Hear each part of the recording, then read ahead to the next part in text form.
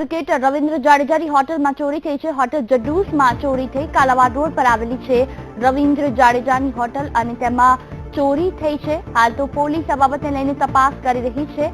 ફરિયાદ પણ નોંધાવવામાં આવી છે।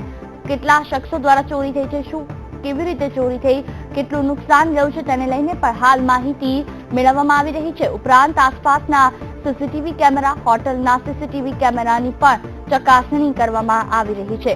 આ ઉપરાંત ત્યાં કામ કરતા તમામ હોટલ કર્મચારીઓની પણ પૂછપરછ કરવામાં આવશે।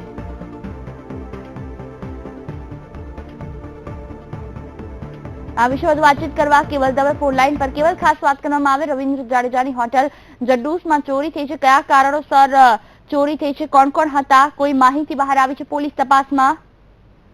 જીજુ, ખાસ કરીને વાત કરવામાં આવે તો ક્રિકેટર રવિન્દ્ર જાડેજાનું કાલા રોડ પર જડ્ડૂસ રેસ્ટોરન્ટ આવેલું છે, ત્યાં ગત રાત્રે ચોરી થઈ હોવાની ઘટના એક સામે આવી છે, પરંતુ પોલીસ તરફથી કોઈ પણ જાતની માહિતી જે છે આપવામાં આવી નથી। અને ખાસ કરીને જો વાત કરવામાં આવે તો રવિન્દ્ર જાડેજાના બહેન નયનાબા જાડેજા જે આ રેસ્ટોરન્ટનું સંચાલન કરે છે, તેમના તરફથી કોઈ માહિતી જે છે એ મીડિયા સમક્ષ રાખવામાં નથી આવી। તેથી કરીને ખાસ કહી શકાય કે કેટલાની ચોરી થઈ છે એ હજી બહાર આવ્યું નથી। પોલીસ તપાસ કરી રહી છે, પરંતુ રવિન્દ્ર જાડેજાની જે જડ્ડૂસ રેસ્ટોરન્ટ છે તેમાંથી કેટલા રૂપિયાની ચોરી થઈ છે કે કયા પ્રકારની વસ્તુઓ ગઈ છે તે હજી બહાર આવ્યું નથી। જી બિલકુલ, તમામ જાણકારી બદલ આભાર કેવલ।